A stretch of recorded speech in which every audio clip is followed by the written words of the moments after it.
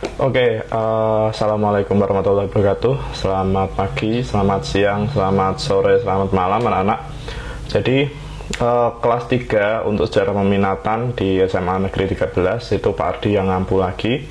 Kemudian yang Pak Ardi ajar kelas IPS 1 sampai kelas IPS 4. Jadi kalau kemarin kalian di kelas 11 itu ada beberapa yang Pak Ardi ajar seperti IPS 1, 2, sama 4. Ini di kelas 12 sejarah peminatannya itu Pak Ardi yang ajar semuanya.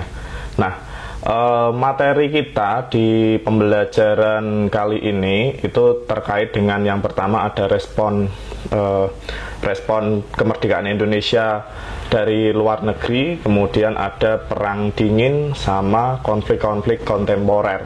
Itu yang akan kita bahas di kelas 3. Nah, materi kita kali ini adalah materi pertama di kelas 3 sejarah peminatan, yaitu respon internasional terhadap proklamasi kemerdekaan. Nah, jadi di kelas 11 kemarin kan kita sudah bahas beberapa hal mengenai kemerdekaan Indonesia, seperti tanggal-tanggal krusialnya itu ada 6 dan 9 Agustus, itu tanggal pengeboman Hiroshima dan Nagasaki.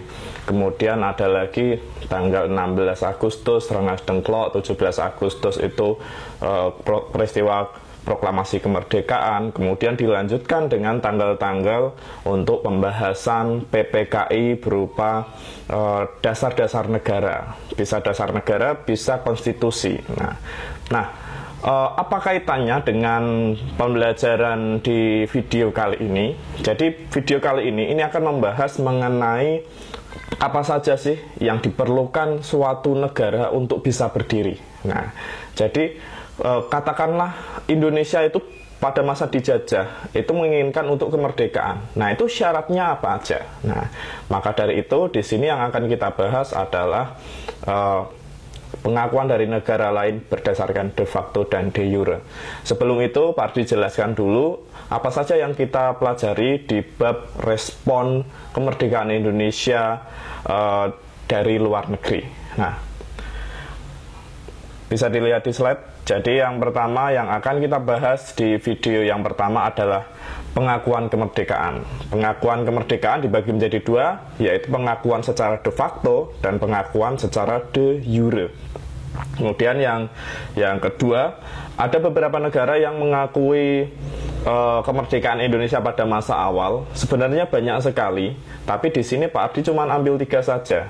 Nah, 3 itu yaitu yang pertama ada Mesir, yang kedua ada India, kemudian ada Australia. Nah, setelah kita membahas 3 negara ini, kemudian dilanjutkan dengan bagaimana peran dari diplomat kita yang berjuang di PBB. Nah, kemudian yang ketiga ada prosesnya, yaitu ada KTN Komisi 3 Negara dan UNCI.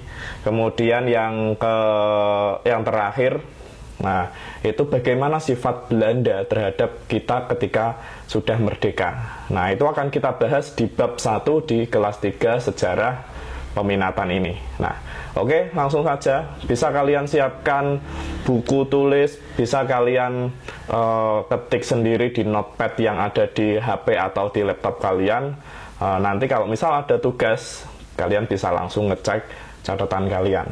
Nah, yang akan kita bahas kali ini adalah materi pertama, yaitu pengakuan negara lain, yaitu pengakuan secara de facto dan pengakuan secara de jure. Sebenarnya ini mungkin sudah dibahas di PKN, tapi di sini Pak Ardi ulas lagi secara singkat untuk mengingatkan kalian arti penting dari 2 pengakuan dari negara lain ini secara de facto dan de jure.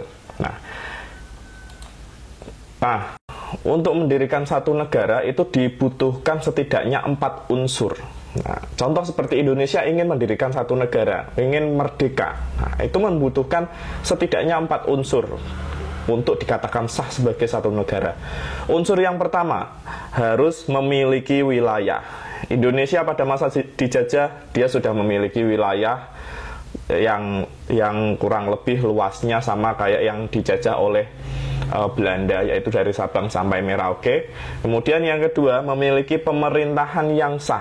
Kemudian yang ketiga, memiliki rakyat. Nah, ini sangat penting, memiliki rakyat. Dan yang terakhir, mendapatkan pengakuan dari negara lain. Nah, ini 4 faktor penting. Kalau 4 faktor ini sudah dimiliki oleh satu negara, maka negara tersebut dikatakan dia itu sudah sah untuk menjadi satu negara. Nah, bagaimana dengan negara-negara kecil yang mendeklarasikan diri? Nah, kalau dia tidak memiliki keempat unsur ini, ya dikatakan dia tidak sah sebagai satu negara. Contohnya, seperti pemberontakan di satu tempat itu biasanya mengaku merdeka. Cuma negara lain itu belum mengakui negara tersebut, makanya dia tidak diakui sebagai satu negara yang sah. Dari empat unsur tadi itu kemudian dipecah subbabnya menjadi 2. Nah, unsur negara terbagi menjadi 2, yaitu yang pertama unsur konstitutif. Unsur konstitutif di sini bersifat fisik, diantaranya ada rakyat, wilayah, dan pemerintahan.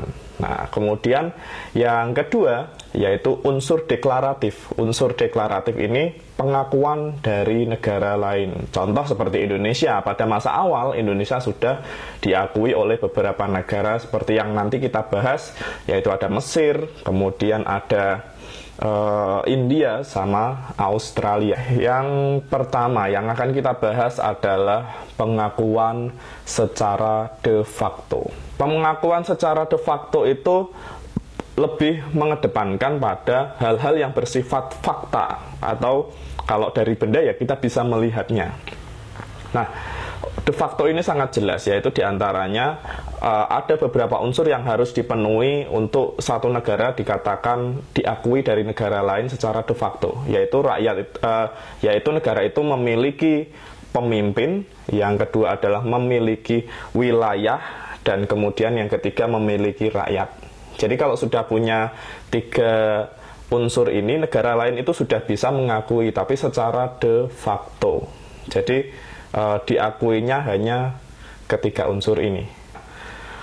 Pengakuan de facto berdasarkan sifatnya itu terbagi menjadi 2, yaitu yang pertama ada pengakuan secara tetap. Apa itu pengakuan secara tetap? Diakui, dan satu negara dengan negara lain yang mengakui itu bisa melakukan hubungan perdagangan bisa, kemudian keamanan juga bisa, namun tidak bisa melakukan hubungan diplomatik. Nah, hubungan diplomatik itu apa, Pak? Hubungan diplomatik itu hubungan antara 2 negara berdasarkan kebijakan luar negeri. Nah, jadi contoh, kita melakukan hubungan diplomatik dengan Malaysia. Dicontohkan dengan apa? Contohkan dengan saling mengirim kedutaan. Nah, jadi Indonesia mengirim kedutaan di Malaysia, Malaysia juga mengirim kedutaannya di Indonesia. Masing-masing punya kantor kedutaan sendiri-sendiri. Itu hubungan diplomatik. Selain mengirim kedutaan, kira-kira ada lagi nggak, Pak? Melakukan perjanjian, kemudian melakukan kerjasama di bidang perpolitikan. Nah, itu masuk ke hubungan diplomatik. Kemudian yang kedua, tadi kalau bersifat tetap, yang kedua adalah bersifat sementara. Nah, kalau sementara itu berarti sewaktu-waktu bisa dicabut pengakuan secara de facto-nya. Pengakuan akan satu wilayah itu bisa dicabut. Itu. Nah, selanjutnya keabsahan suatu negara. Jadi bagaimana suatu negara itu dianggap sah sebagai satu negara yang merdeka dan diakui oleh negara lain. Jadi ada beberapa syarat yang dipakai untuk memberikan label bahwa satu negara itu sah menurut de facto. Nah, yang pertama adalah rakyat itu taat terhadap negara. Jadi ketaatan ini menjadi satu faktor penting bahwa negara tersebut diakui secara de facto. Yang kedua adalah memperoleh kekuasaan secara sah.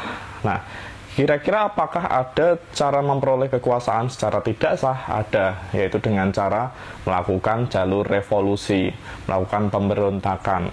Itu. Kemudian yang ketiga, adanya pemerintahan secara nyata. Jadi pemerintahannya itu jelas dari pemimpin, kemudian dari kabinet-kabinetnya, kemudian ada, kalau di Indonesia ya ada DPR, kalau Senat ya pakai Senat. Nah itu jadi nyata, dan negara lain itu bisa mengetahuinya. Nah, yang terakhir adalah menyatakan diri merdeka. Nah, itu adalah 4 faktor penting yang dianggap sebagai kunci disahkannya suatu negara itu dinyatakan sah secara de facto. Tuh, lanjut, pengakuan de jure. Nah, apa itu pengakuan de jure? Kalau de facto tadi mengenai hal-hal yang bersifat fisik, bisa kita lihat.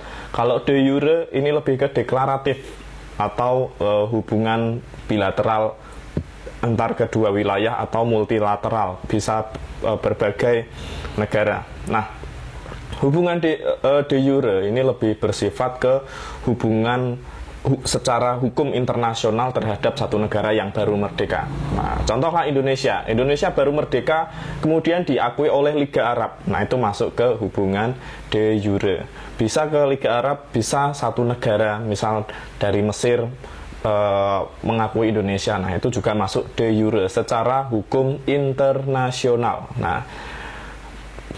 Nah, pengakuan de jure itu bisa dibedakan menjadi 2 berdasarkan sifatnya. Nah, pengakuan yang pertama dari de jure adalah bersifat tetap. Yang dimaksud tetap adalah satu negara itu tidak terbatas dalam hubungan satu negara. Nah, jadi dia bisa melakukan hubungan antar 2 negara selama-lamanya dan tidak terbatas dalam bidang apapun. Nah, yang kedua, secara penuh. Kalau dikatakan penuh, yaitu satu negara bisa melakukan hubungan diplomatik, bisa mengirim kedutaan besar, kemudian bisa melakukan perjanjian. Nah, itu dikatakan satu negara mengakui secara de jure secara penuh. Tuh.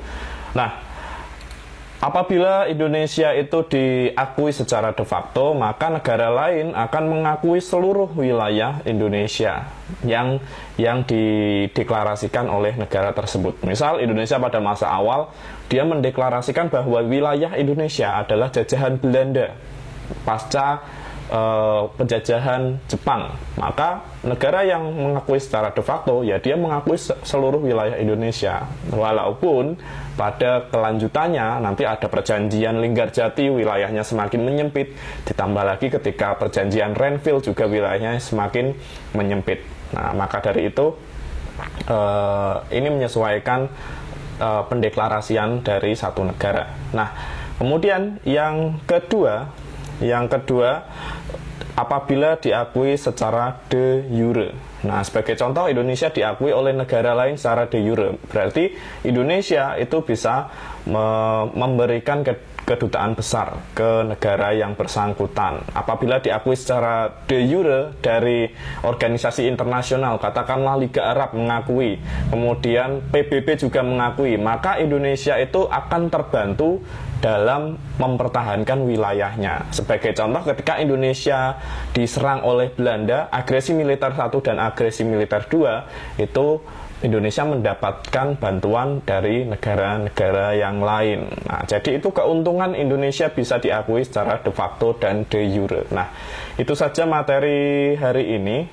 Nanti kalau misal kalian materinya kurang jelas, bisa ditanyakan di Google Classroom, atau nanti Pak Ardi cantumkan artikel, bisa di deskripsi, bisa di Google Classroom masing-masing. Itu ya. Ya, cukup sekian. Wassalamualaikum warahmatullahi wabarakatuh.